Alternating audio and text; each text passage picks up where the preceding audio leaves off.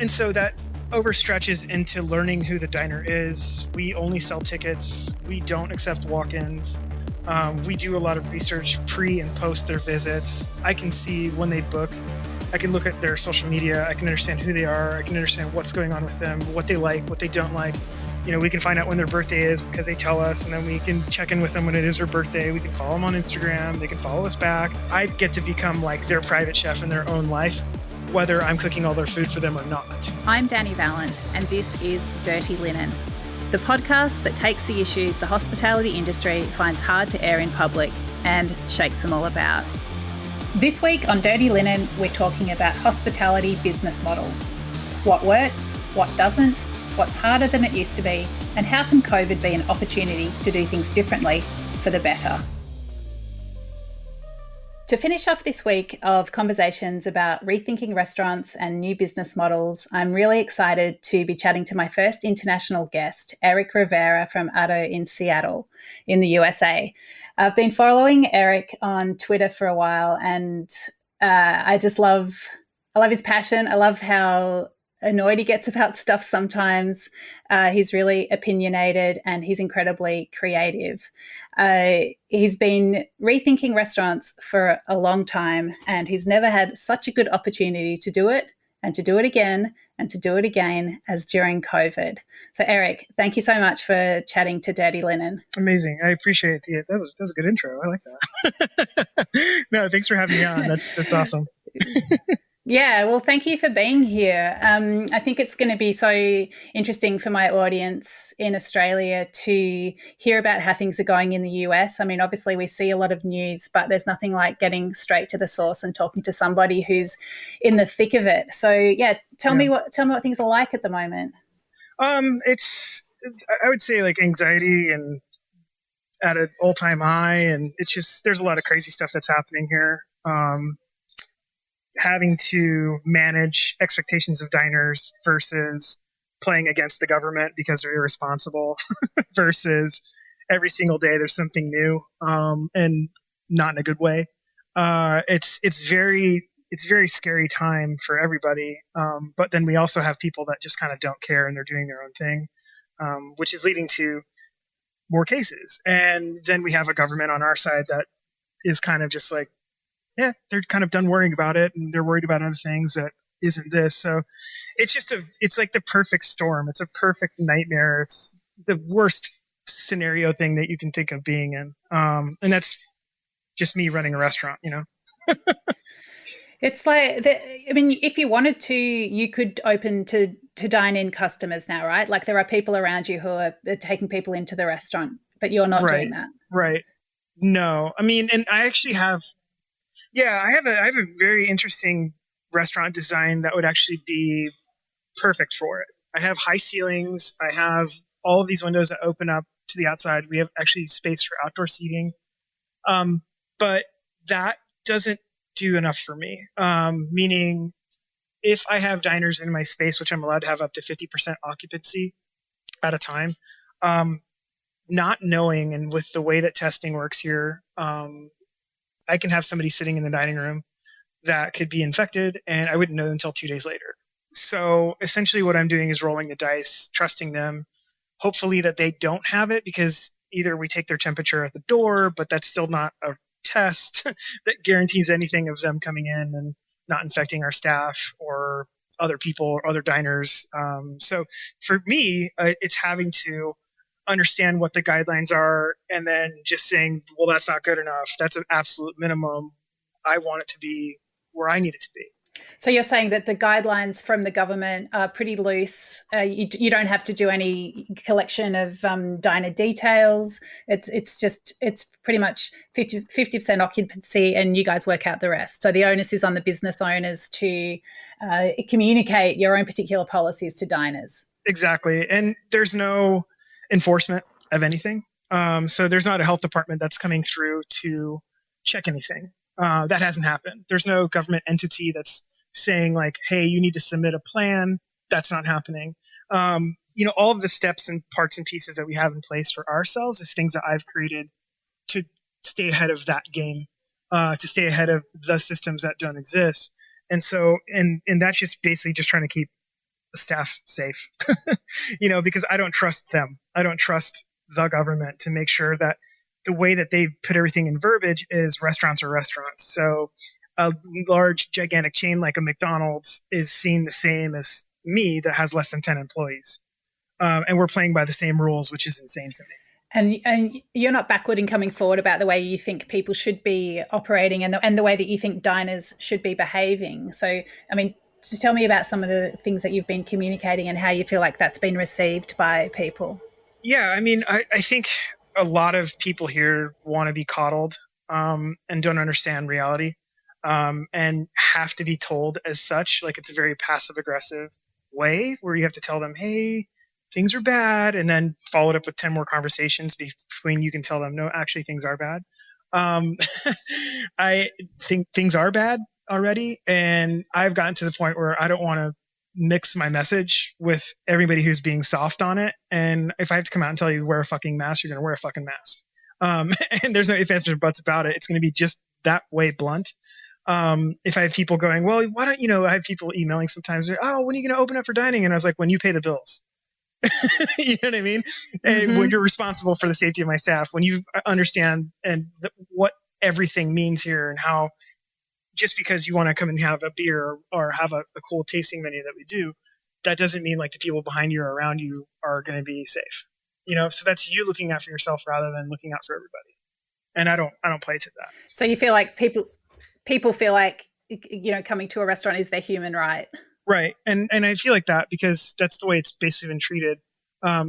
We got marked as, meaning restaurants, as essential businesses. And so, we were allowed to do delivery and takeout and all this other stuff. But now it's like a different level where people are treating it after being in their house for, 3.5 months, 4 months.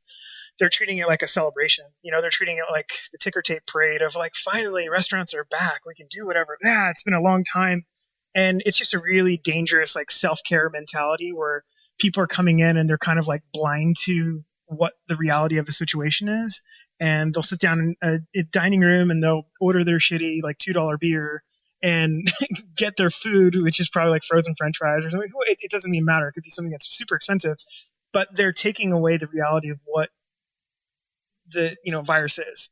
They don't get it really. And so they're taking this temporary, like, dine-in service for 45 minutes to an hour and a half, and they're running with it just so they can say like, hey, I shared this oh, good to be back, it's dope, like, look at this Instagram post, oh wow, it's so good. And I'm like, was it worth it? Because in 2 days from now there's a pretty good chance that you can be sick from that. And then on their side, then what they're going to the hospital, they could die. And I'm like, well, essentially, like, you just glossed over your last meal. Is it that important still? It's not. It's very dire and very, like, dark to think that way, but that's the reality of the situation. And that's kind of like how I get frustrated and annoyed at people, and we'll call them out. I don't care who it is. It's, chefs that have 20 restaurants and worth millions of dollars. And, if they're going to act like that's not a big deal and they can, oh, I figured something out. And I'm like, I didn't realize you were a fucking doctor. That's crazy. Like, you make cool dishes, but that doesn't mean you know everything. And I don't know everything either, but I'm going to err on the side of caution. So, because case numbers in Seattle, it's what, around 500 a day? Yeah. So we just started going down. I mean, not even like a week and a half ago.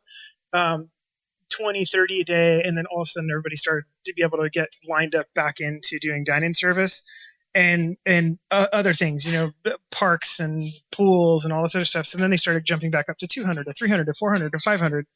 And so now it's just starting to, like, ramp up again. And then we have places like Florida, and on Florida this past weekend in one day, it was 9,000 cases. In California, it's, they're getting like 40,000 cases over a couple days period of time. Arizona is just like going crazy. And so I'm seeing all this stuff and I see it, and I know that those people there's going to be people there that have money and means, and guess what they're going to do? They're going to travel up this way because we have less numbers. So it's just to create that much more of a problem. And, I think talking about it and going like, oh, it's 500, like, we're talking about it barely, but that's a lot. That's a lot. And a lot of people don't really realize that either. So it's tough having to, like, understand that on a level, but then seeing really how bad it is because it is that bad. So put us in the picture of what Seattle's like or used to be like. It's I mean, there's a vibrant dining scene, and tell us about your place in it. Yeah, I mean, we've always been kind of on the outside of what the dining scene is. We've always done different things. We've always done different experiences, so it's very atypical. But the scene is pretty cool. I mean, it's been growing over the last couple of years. You know, Amazon's based here. We have a lot of tech that's based here, so there's a lot of influx of money. And so it's a lot of restaurants that have been thriving and expanding, and places that had like two restaurants to their name, now they had 10, now they had 20. So it's a big boom town. And that was happening all over, and housing prices are booming and all this crazy stuff. People are getting attracted from other companies in San Francisco, and so they're moving up here, and it's a deal for them. San Francisco is expensive, so there's a lot of variables that we've been seeing on a positive side for growing the city, and so that's pushed the cuisine more here too. Because people are, in San Francisco, or they're in New York, or being, coming from around the world where they've eaten at really cool Michelin star restaurants. And so it's given them a little bit more of an eye opening, and it pushes us, more on the high end to kind of like give them what they're used to seeing, or overthink something kind of like how I do it, and give them something they haven't seen before. So, well, tell us about your restaurant and tell us about what you've been doing. Yeah, I mean, on my side, this style started off in my apartment. It was two seats at a time, and I was doing tasting menus, and I've been doing pop ups around the city and kind of at different price points, and then finally got my brick and mortar space here about a year and a half ago. Um, and so then from there, we do anywhere from we were doing dining service anywhere from 3 to 5 different experiences a night, ranging from like a 20-course tasting menu, a chef's table, or dining room, our main dining room service, which is more casual. And in a year, we're doing more than 100 different experiences. So just explain that a little bit. So just what does that mean? 100 different experiences. It just sounds crazy, mad, unfeasible, but great.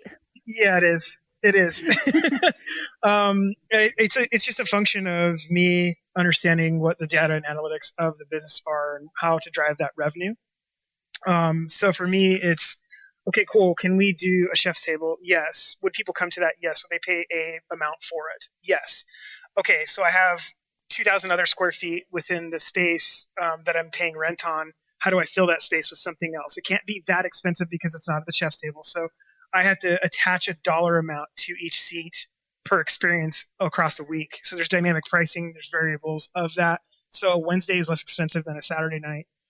So then the pricing dictates what kind of cuisine we're going to be doing, which could be anything from Italian food, French food, Puerto Rican food, Sichuan cuisine, you name it, or things that are very specific to dining, so time travel, or our crazy 20-course tasting menus that change every couple months. And so it allows us to kind of, I kind of imagine it being like, like a candy store type thing, or just being able to do whatever we want, which is really nice. But it's the real thing that you want. It's like it's Puerto Rican food, right? Yeah. So tell me about your background. Yeah, I'm Puerto Rican. I grew up here in Washington State, about 45 minutes south of Seattle. My dad's military, and my parents met in Puerto Rico. They're Puerto Rican, and my dad basically joined the army, and I'm the first person in my family who was born stateside. So for me, it's been very different. I grew up in largely white neighborhoods because that's pretty much all there is here, and so having to be different just from that culturally has been very insane to kind of have a whole lifetime of doing that, but also seeing it from a different point of view of people that are my guests or are clients that we work with, or it's basically just allowed me to speak their language and work with them, but then also having to show them, this is what my cuisine is and this is what I grew up with. And I'm the only person in Seattle that has this style of cuisine. We're the only restaurant in, a town of 1 million people that does Puerto Rican cuisine, which is kind of crazy. But I know that on a business side, that isn't enough to be a whole business. So that's why we also do all these other things. So, I mean, if you could do anything you wanted, would you rather cook just Puerto Rican food? Ideally, I think that's maybe like a later in life thing. It would be cool. I don't know. Honestly, I don't think it'll take off even at that point. I'm just realistic. But it would be cool to do that. And then some sort of a, like, the chef's tasting menus that we're doing. And that would be cool because that's fun for me and that's fun for the staff. And we're pretty good at it. The other stuff in the middle of having to do like 100 different experiences, I don't necessarily know. That's what I want to keep doing forever. It's fun. It's really out there, but it's helped define who we are, and we can turn on a dime for anything that kind of like comes our way. I have like 85 different directions that I want this conversation to go in because everything is so interesting. I don't know where to start. Okay, let's talk about Puerto Rican food because I think in Australia, most people wouldn't know much about it. So, yeah, if I think Puerto Rican food, I think like rice, beans. Yeah, well, tell me what I should be thinking. Yeah, I mean, there's a lot to it. It stems all the way back from original native cuisine, which is Taino Indian cuisine that was there on the island. And then you had, colonizing Spanish kind of coming through, and they came through and kind of brought their own cuisine. And then you had like things like the Triangle Trade, which brought like African American culture, African culture. It brought, even stemming to a point where when Fidel Castro kicked everybody out that wasn't Cuban, there was Chinese people that emigrated to Puerto Rico, and there's even their own style of Chinese cuisine that's Puerto Rican. So there's all these different things, and there's all these different spices that we use. There's all these. It's wild how vast it is, because I even talk to people who are Indian or black or whatever else, and we're like, man, you do that too, and we're like, yeah, if it's different, but it's just really kind of cool. So it's a very wide range, but on the surface of it, it's very basic at home food. Just because there's not a lot of money, there's not a lot of like pomp and circumstance towards it. It is rice and beans, and every meal has rice and beans in it. There is like pork, and it's braised, and it's things that are cooked forever. And people talk like comfort cuisine. It's basically a culture that's based on that, with the addition of things like plantains and the different ways that those things are done. And then introducing restaurant culture to people, we're elevated that. And I would say over the last maybe 30, 40 years, that's been something there where people have actually, pushed the cuisine even that much more, which is, it's just really cool seeing the evolution of it. Yeah, it's I mean, so you've grew up, I guess, as a minority in a very white city. Like, how did the Black Lives Matter protests strike you, and how did you and your staff get involved? Yeah, I mean, it's for me, having a filter of seeing that my entire life, um, meaning like being on the outside, being Puerto Rican kid, growing up around white people. It's been a long time coming. There's been a lot of ways that like it should have been addressed a lot more. It should have been addressed a lot earlier for hundreds of years now. Black people have been having to take the back seat to everything. They've had their culture stolen from them in many different ways. They've had their property stolen from them in many different ways. Everything, every single thing and way that you can think about black people has been stripped away from them completely and monetized by white people, in order for their gain. And you can look at that even on modern day times where you have, like sports are big here, and you have, majority of black players playing, and they don't get paid what they deserve. And you have billionaire people going like, oh yeah, they're asking for too much money. It's racism. So it's out and about, and it's not as seen through a lot of people because they're just used to it, meaning like white people. And then you have things that happen when police officers here are really like the military, and they're really unchecked, and it allows them to kind of amplify what their needs are over an entire race of people. And so then we have things that pop up where someone on video catches somebody else killing somebody, and that's not just one instance, it's many, or police officers that shoot people and kill them. It's not one instance, it's many. So then it's seeing this all finally come to this head, which it has in the past month, where it's a pandemic, people are at home, they have more time to go protest, and so then they're going to do that. And every different avenue of that happening is a product of society just like ignoring them for so long. And so on our side, it's been, working with other chefs to, you know, take food to the area where people are protesting, having people that are protesting walk by the restaurant, and we're like handing out free food, telling them keep going, like, keep protesting, keep doing your thing. And even closing the restaurant down so, staff and employees can go protest. And having to close the restaurant down early on some nights because we want to make sure our staff can get home and either go protest or just be safe from a protest, something scaling up and then them being in the way in danger. It's looking at all of that. It's more of a priority to me than what the restaurant is or what anything else is. So I value that the movement and the reality of what Black Lives Matters is more than what we are doing here. It's more important. Let's pull back a little bit and just talk a bit more about how you come to be doing what you're doing. So, just tell me a little bit about how you got into cooking and, and what happened next. Yeah, I got into cooking on an early age. My parents were both working, and so my grandparents had moved from Puerto Rico to here, and then they basically my grandpa was the cook. My grandma didn't cook at all, and so I would help him make breakfast, lunch, and dinner every day for my parents. When they get back, or for ourselves just to eat. And so it was every day. He was retired, and so I'd sit there, and he had a little stepping stool for me, and I'd stir soups or I'd make whatever, like 5, 6 year old kid. And so that's how I kind of got into it. Then, they left and went back to Puerto Rico, and then my first job was like a busboy when I was 15. And then I pursued another career, and then I decided, I got swept up in the last recession. I was in mortgage insurance and financial services. So when I was like 25, 26 years old, I basically had to shut down my business, lay a bunch of people off, close everything, and start from scratch.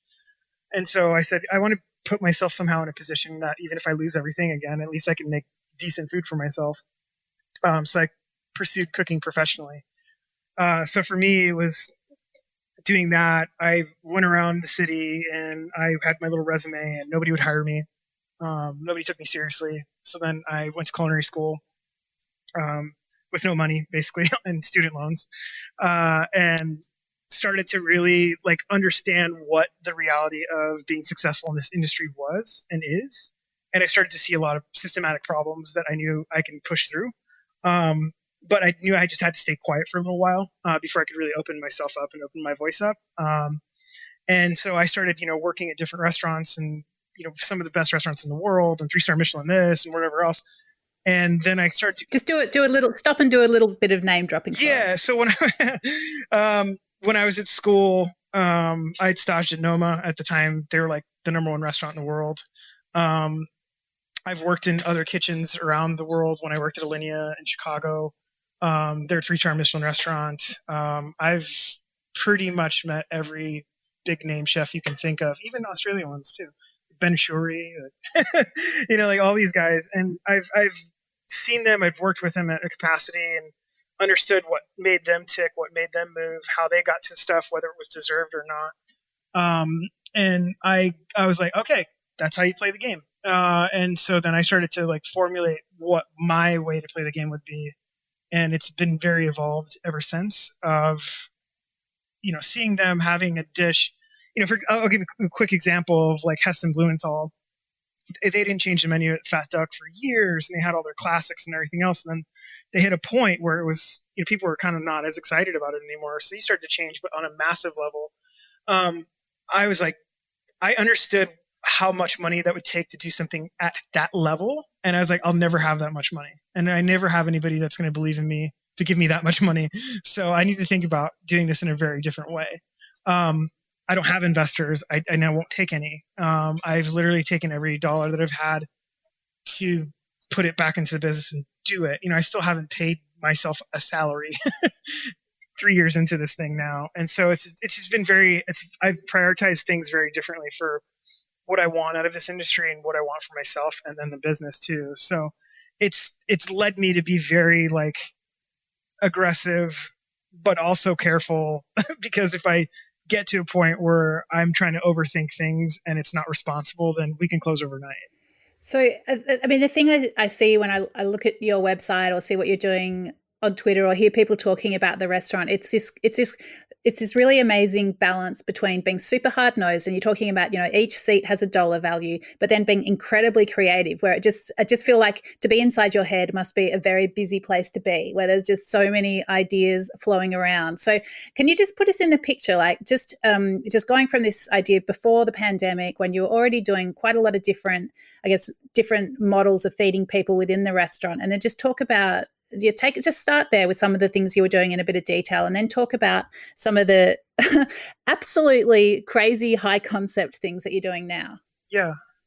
I mean, when we were a restaurant, I mean, going back to just talking about dine-in service, and we were really good at it. We'd had this following. We had these people that would come in more than 100 times a year for everything, and brunch or dinner. And we created that model. There's nobody else that does this, and I know that for a fact. I've worked in restaurants and I get it, but this is a function of me going like, how can I adapt the diner to, instead of treating us like a restaurant, they treat us like a brand. And they trust the brand, so if you're going to buy shoes, you're going to buy a Nike, but they also make running shoes and basketball shoes and everything else. You just know that that's where you get your stuff from. So it is attributing that brand mentality to the restaurant rather than just going like, you can just get eggs and avocado from us, right? And so that overstretches into learning who the diner is. We only sell tickets. We don't accept walk-ins. We do a lot of research pre and post their visits. I can see when they book. I can look at their social media. I can understand who they are. I can understand what's going on with them, what they like, what they don't like. We can find out when their birthday is because they tell us, and then we can check in with them when it is their birthday. We can follow them on Instagram. They can follow us back. It creates a very different outside of the restaurant mentality, where I get to become like their private chef in their own life, whether I'm cooking all their food for them or not. And they get to understand who our staff is. They get to learn who they are. They get to be, oh, that's so cool. Like, Ingrid, my girlfriend, she'll go hang out with the guests because they'll be like, hey, you want to go do like a fun run 5K thing? And they're, yeah, you should come. And so it becomes a different model, which is very approachable on both sides. But we know who they are and they know who we are. And it's a really cool thing. Um, and that's something that I don't know if people do, but it's the way that I want to have my restaurant. Like, I want to know who's here and why they're here and why they came and why they decided to spend, $1 with us. And then what they're trying to get out of it. And so, then that puts pressure on us to execute and then to really define what it is we really want from this place. And that's the idea of everything. Changing that over to something in the middle of a pandemic, having those relationships with a lot of the people already, it was easy for us to turn that on a dime, because then having us deliver to them, meaning from the restaurant and being at their doorstep, they already trust us. So it presents a very different point of view than random restaurant down the street that you're getting takeout from and some random person's coming to your house. It was never that. We have our own delivery system. We have our own delivery drivers that are actually our employees. It becomes, oh, it's Addo and they're here. That's awesome. Thanks, guys. It's a very different point of view, but it's purely a function of having to change on a dime, but having them trust us the entire way. So when we do things in a house, initially it was like, we need to sell meat, seafood, and be pantry, and I can figure out a way to get different types of flour. I can figure out a different way to find the things that people couldn't get at the grocery store. I was finding them because we were going through different channels, wholesale distribution. So I was like, I was that guy. I was like, you need that? I got that. You need toilet paper? No problem. Going from selling, A5 Japanese Wagyu, cut and cooked in front of them, I was actually selling it so they can do it at home. I was also selling pasta that we make, so everything from like $1 of like active dry yeast all the way up to a whole spectrum full of things. But then it evolves and it goes, okay, cool. So we've got that grocery part for them taken down. What other stuff can we do that is a little bit more us, meaning them dining at home? Okay, cool. So we're doing that now. But don't you think that's kind of one-sided and boring? What else can we do to elevate that even more? Okay, cool. It's an in-home dining experience where we have a playlist on YouTube that lets them feel like they're taking a first-class flight. They start off by seeing like a safety video. They sit down and it shows them going on takeoff, and then it shows them on a plane, and there's a playlist of music. Meanwhile, they're acting like at themselves. They're doing like a first-class thing, so it's champagne and caviar and whatever else. That's on the higher level of stuff that we do. Even an in-home camping experience where we actually sent them camping or a tent and they were setting it up at home, and we had this like live playlist that went through, and it was them walking through the forest and setting up camp, and then at nighttime it turns into nighttime, and there's ambient sounds and noises, and we had people there sending us pictures, and it was them like making their entire living room look like a campsite. So they're taking flowers and plants and all this stuff and going like, how do you think we did? So it becomes something very different. It allows us to be in their home at that point because they're taking pictures and showing us. And they're like, this is so cool that you guys are doing this. And I'm like, that's what I want to see, because I'm used to having them, a foot away from me, and I can interact with them here. I can do that while they're at home, and we can do it responsibly. I don't have to force them to come here to get something. I can send it to them. And we do, not only that for local people, but we also do like nationwide shipping of some of our experiences too. So, I have virtual cooking classes where anybody can tap into them. And so it becomes this like, let's think beyond the restaurant's walls again. And how can we get into people in a different way? So the thing that blows my mind is that other people are paying to watch. Tell me about that. Yeah, I mean, we just launched strategy-based dinner games, and so basically what that is it's not basically, it's kind of complex. So we have different themes. We have different themes that are there. So one's like Oregon Trail, or one of them's Más o Menos, or one of them's Candyland. Another one is just Hot Sauce Challenge. We figure out what the theme is. We figure out a gaming strategy behind that. And then we get on like a Zoom call, and then they can fight against each other to give them a prize. And the prize can be, for one of them, like Más o Menos, is additional things to add to their meal. So everybody starts off with a base entree. They can add an appetizer. They can add a dessert. They can add a bottle of champagne. They can add caviar. But if they lose, they just end up with that base entree, which they can actually lose portion size. So they can end up with a really small portion of it. We have one that's a hot sauce challenge. It's 7 hot sauce. One's like, kind of sort of spicy, all the way to something that's 2 million Scoville units. But it's a function of them being on Zoom. We're all eating it together. We're all dying in front of each other with, crying and, hot sauce. And people are just like freaking out going, this is so hot. But the function of that, it leads to this entertainment mode for the diner, but we allow people to then tap in. They pay us $5 and they can watch. So it becomes like a different system where it's like in-home entertainment for a period of time. Could be half an hour, hour and a half. We have a cooks versus cooks challenge. And so we send them with kind of like a blind box of stuff, very similar to like a Top Chef kind of vibe, but it's them doing it. I'm judging. There's people that are paying to watch to judge, and they're judging. And then the peers, meaning all the cooks, will judge each other. And then I don't tell them what I'm looking for. So they're just kind of like, okay, cool. But secretly on the back end, I'm like, your kitchen's a disaster. You lose points for that. The picture that you sent us, it's okay, but it could have used a little bit more of, brightness in there. So it becomes this like more of them. If they had their own restaurant at home with the same judgment theory that I have when I have my restaurant here, it's them as a guest coming in, and it's me treating them the same way. Right. So that's the coolest part about it for me, is that I go like, oh yeah. I'm the Yelp guy now. Here we go. You've payback time. Yeah. It's so amazing. It's so incredibly creative. If for someone here who was listening to this and just, kind of amazed, but they haven't, I guess, created necessarily that community of people who trust them to this extent. I mean, of course, a lot of them have got so many people that trust them as well. But what advice could you give to somebody who wants to,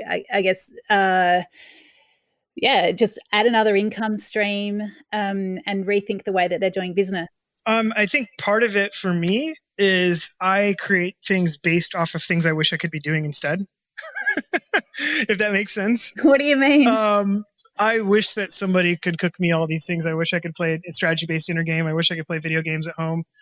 I wish I could do all these other things. And that's not the case. I have a restaurant. I have a responsibility. I have to be here. I have a staff. We have a business. And so a function of that is just going like, man, if I could do anything right now, what would that be? And what would that look like? What would that, what would my menu be? And so then it becomes to be what you see, what they see. So it's basically adapting to the time, adapting to the structure of the reality of what today is, but then also not ignoring it, but playing into it in order to get something out of it that could be, an escape for half an hour to an hour and a half. But having a mutual transaction there of them buying it and then you being able to execute that, which is very like basic. So are you saying like you're sort of looking for an opportunity, like people are at home more than usual, they're a bit bored, it's like people are scared, you don't want people coming to your restaurant, so it's like spinning that into an opportunity. How can you be creatively and make it a win for both sides? Yep. And, again, like having to see restaurants that are doing dine-in service right now, it puts me in a position where it's not like I'm trying to fool the system. I just don't trust other restaurants right now to know that they're doing the right thing with enforcing all these rules that nobody's really looking at. So for me, it's like I'm not going to introduce these things that do the same thing or play in their same field because I don't think it's safe personally. I don't have any inclination or want right now to go dine in at a restaurant. Why would I do that? Like I don't have any 0%. And especially if it's not good food, then I can make that. So there's really nothing I've seen that would get me excited to go do something. So for me, it's like, well, if I'm stuck at my house, what's our best case scenario? And so that's where I'm trying to create things and, work with the team here to then turn around and go, do you think this would be cool? Would you spend X amount of dollars on this? Tell me why. Or, that's so far out there that it might just be something where people are okay with it being so far out there. Right. And I guess is it sometimes about the timeline? Like you don't put it out for tomorrow, you put it out for a few weeks away. Yep. The hardest ones that I'm like, the ones that are so far out there, I usually leave for about 6 to 8 weeks out. And then from there, I'm like, I wonder if they're going to buy this. And then there's going to be like a cutoff point where I'm like, no, I need to kill it.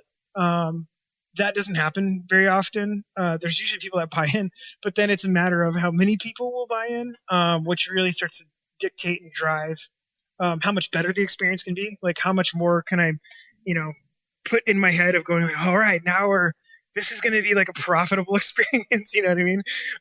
And I can overthink it and go like, oh, I can add this now and we can add this other thing now. And it becomes a very cool thing to treat the little experiences like their own little restaurants. But Yeah. on a larger level, as a business owner, I can go, I just need to manage the revenue. So if there's one that sucks, that's on me. If there's one that's good, it worked. But I'm not living and dying by every single one, expecting them to be that when there's almost 40 of them. And they change all the time. And you're keeping your staff employed and you're making enough money to keep the restaurant going. Exactly. And, we have things that we offer employees and, it's very different. It's very atypical from a restaurant here in America. It's not anything like anything else. What do you mean? What do you offer employees? Benefits, medical benefits. That's on a restaurant the size of mine. There's not a lot of restaurants that do that. That's usually left for restaurants that have over 100 people. It's actually working with them on schedules and what days work best for them. And there's a lot of stuff that we do that's very different. And even I don't know of many restaurants that were paying their employees to have a day off to go protest on that level. Like it's just it allows me to like work with people and understand on a different way. But I mean, my restaurant isn't for everybody. Not everybody wants to work this hard or try this hard to understand the 40 different things that are in my head at once. So we have guests, and employees that go like, this is too much. And I'm like, no, totally understand. A BLT is good too. And we'll do that, but we'll do it once and never do it again. The people then turn into going like, but what would you do with a BLT? And I'm like, well, I would do this, this, this, and this. And they're like, oh shit, that sounds dope. And, it becomes a conversation or a tease or a different way to think of what the space is. And it drives everything. It really does. And it drives like what the expectation is for our employees. They just left right now. Typically when we were dining, they were leaving at, 11 o'clock midnight. Our stuff is so dialed in with the way the changeover is from the pandemic. All of our prep and people are picked up and delivered to by like 4 to 5 o'clock every day. Yeah, right. Okay. So Eric, so everybody's gone. Yeah, so that's good. They're off. Yeah, what are they going to be doing? They've just Netflix, order some crazy BLTs. Yeah. One of them, one of my guys, I gave him a roasted pig head a couple nights ago, and I guess him and his roommate are going to order pizza and just pick the pork apart and put it on the pizza. I was like, that sounds dope. Yeah, sounds good. So let's finish off. Let's get out your crystal ball and we'll wrap this up. Let you get on with your own evening. Where do you think things are going, and what do you think the restaurants are going to look like out the other side of this? Here things are going to get worse. I know that. I can see it. It's going to get really bad for a while. The economy is it's going to be bad for a couple of years. I learned that from the last recession. It took people 2 to 3 years to really kind of get out of the idea of the recession, and it really took them 5 to 7 years to spend again like it didn't matter. So that's going to happen here. It's going to change the way that dining happens. Even on my side, I have a year and a half left on the lease here. I'm already thinking of what I should do. Should I re-sign a lease here, or am I just paying for a lot of empty space? Which means to me, I can do a lot of production if I was in a nondescript place. I don't necessarily have to have a dining room like we have right now. I can take on a lot less guests and do something like that and be a lot more efficient. And so I'm thinking of ways of, to kind of maximize that idea. Everybody's just go out for dining things of when you see dining rooms of like 100 to 200 people, that's going to go away. I can't imagine places are going to have anything like that. I mean, even think like bars or restaurants. There's a lot of bars and restaurants that are around theater districts and sports arenas and all these kinds of things, and they're all dead. They're, in my eyes, those places are never opening up probably again, and that could be for 2-3 years out before they're going to allow 50,000 people in the stadium. And so there's a lot of massive change that's about to come, and we're just really, really, really getting started. So you're going to be keeping the crazy ideas flowing? Yeah, I mean, I have no choice.